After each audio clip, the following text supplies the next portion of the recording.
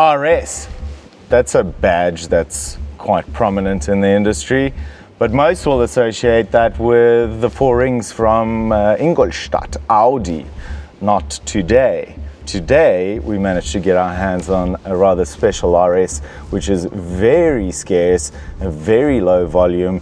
In fact, only 60 examples of the car I'm sitting in were brought into South Africa. We managed to procure one of these cars for a very good client of ours, a collector who's bolstering quite a strong and formidable collection right now. He's bought 5 cars from us over the last couple of months, and I think this one might be the most scarce and rare. I'm talking about the MK2 Focus RS. So clap, so clap.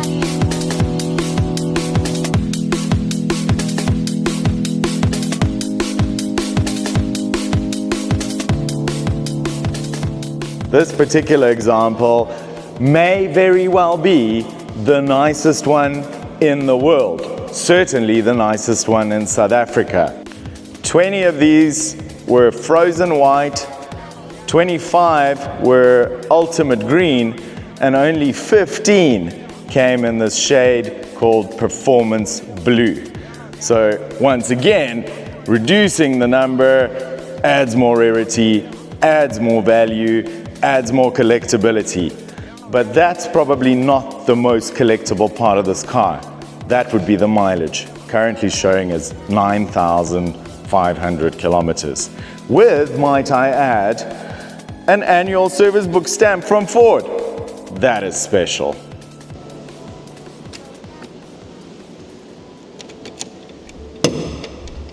The engine on this car is a derivative of the 2.5 liter 5-cylinder inline Volvo engine, but also shared within the ST, a lesser cousin of the RS, a more high volume production car. In the case of this car, heavily reworked with a much bigger turbo, much more boost, which results in a 0 to 100 time of 5.7 seconds. And of course, we mustn't forget how this car actually came to be. Former World Rally Champion Colin McRae. This car has roots coming from rally sport. That's what RS stands for in Ford nomenclature.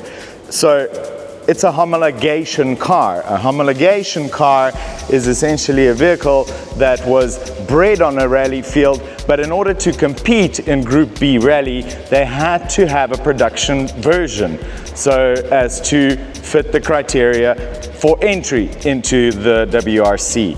And this is it. So truly something special, truly something with racing pedigree.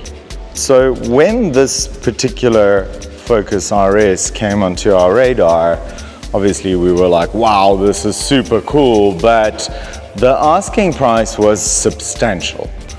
Substantial to the point of where I couldn't just acquire this car into inventory and then put a markup on it and wait to sell it. So I called my client and I gave him the rundown of the car and he gave me the green light. So we worked a deal this way around in order to make this car happen and secure it, where I'd essentially pre-sold the car. And that's how we managed to get the car here. Now, when it came to ascertaining the value of this car, we find it quite difficult because there's no comparable cars on the market in South Africa. There isn't much record of sales. Again, you know, there's only so few that came into the country. And again, with special notice given to the condition, the ownership, the mileage of this example, we had to look globally to get the value more or less in line with what we could present to our client. Obviously, we want to look after our client. We want to make sure that he's not overpaying for the car going into his collection.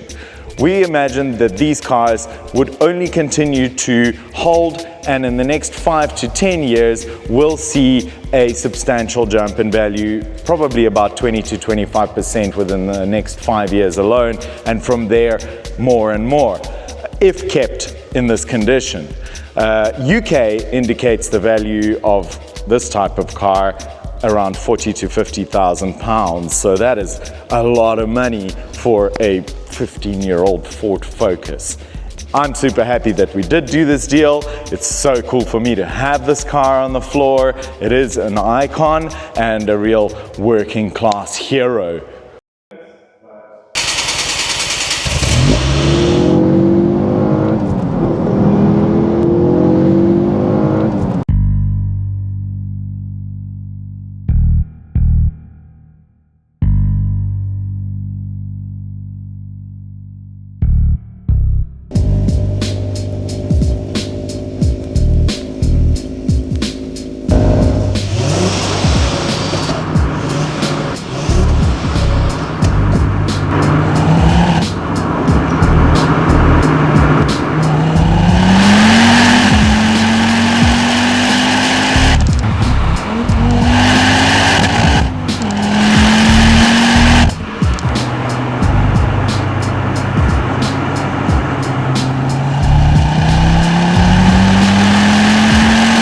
Okay, we're doing the driving impressions part of this video now. I don't know, maybe I'm just a spoiled brat, but like, how impressed can I be with a Ford Focus?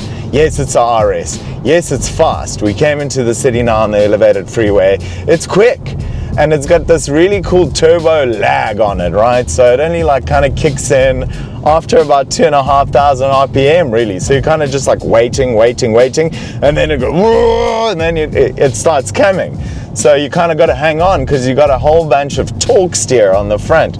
This is a front-wheel drive car, which is weird for a rally homologation car. Maybe the rally car was all-wheel drive. I'm not sure. We'll need to do that research, but first I need to climb in here and be a bit of a rude bastard. Okay, that's fine. I did it without obstructing traffic too much. Thank you, friend. So yeah, I mean, impressions. It's a cool car. I love the way it looks. I love what it represents. I love what it stands for. I love rally sport, you know, how they say about rally drivers, you know, because for all other sports you only need one ball. This car is an interesting one, but it's not really my kind of choice car.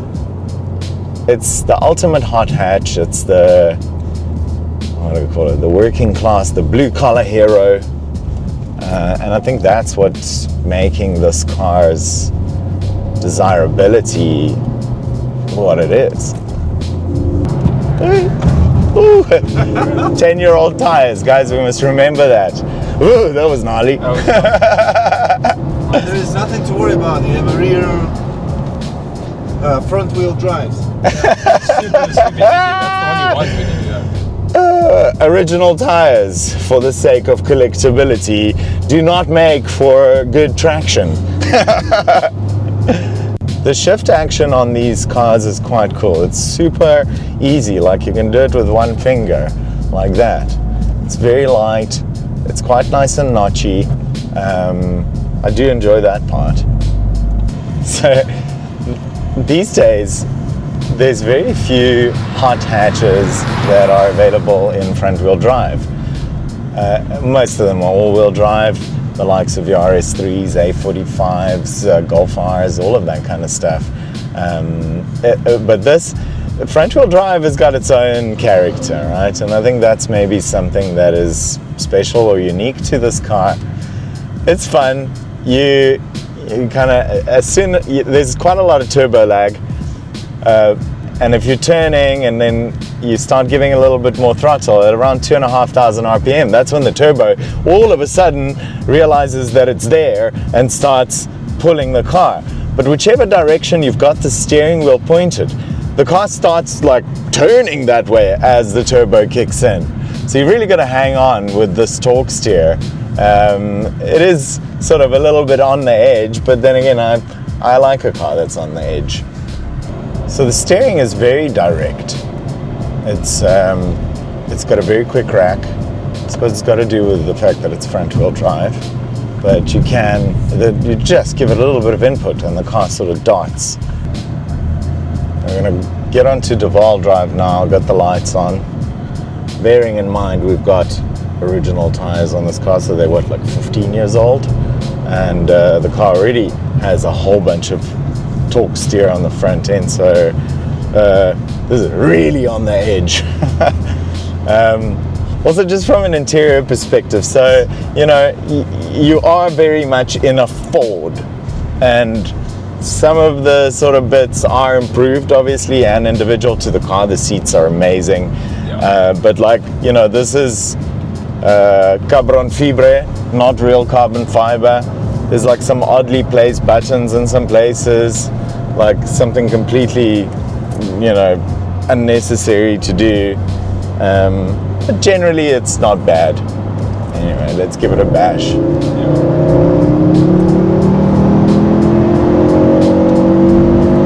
Got a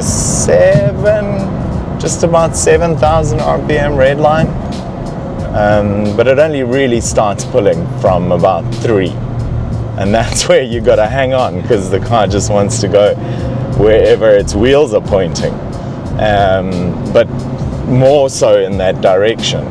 It pulls it to whichever direction you're pointing to, and you've got to kind of counter it a bit, otherwise it's turning too much. Also, while we're on the topic of very low mileage cars and sort of modern classics, we also got this little guy in this week, which is also a very collectible little car. It's starting to come up in value, especially in this 3-liter manual variant. This is the later generation of the Z3 Roadster. It got a bigger engine, it got some more haunched rear fenders, and a bit more power, and a few refinements from the original 2.8 liter that was featured in the James Bond movie, The World Is Not Enough. This one is the one to collect.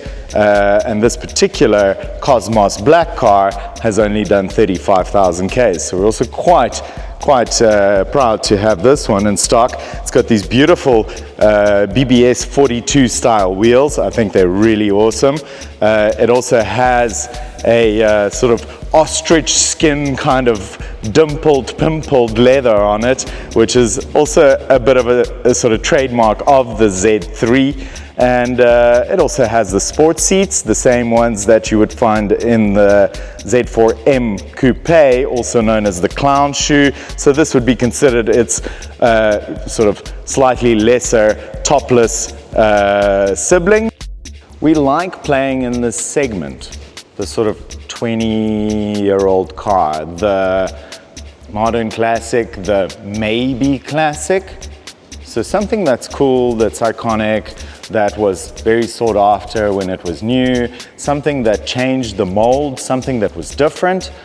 All those cars, with age, leave a little mark on car history, and therefore we can anticipate that some of them will become collectible cars. Now, unlike collectible cars or classics, fully fledged classics, which are extremely expensive, we can't really play around too much with those. But we can, you know, play the game of calling if this one will go up or will not go up. At the moment, you know, between the Z3 or even the Focus RS, you know, the values aren't tremendously high, but the chances of them going up on the right example are very plausible. And for me, a car of that age kind of brings me back to when my love for cars really started, the sort of 90s. I started to grow more and more into a car enthusiast, and I remember my first ever car magazine. I bought it in 1995, and it had a Ferrari F50 on the cover. There was also a feature of an old Corvette. I think it was like at that time the 3rd generation. And you know, for me, these are the type of cars that interest me because they kind of remind me of that first love and the blossoming of me as a car enthusiast.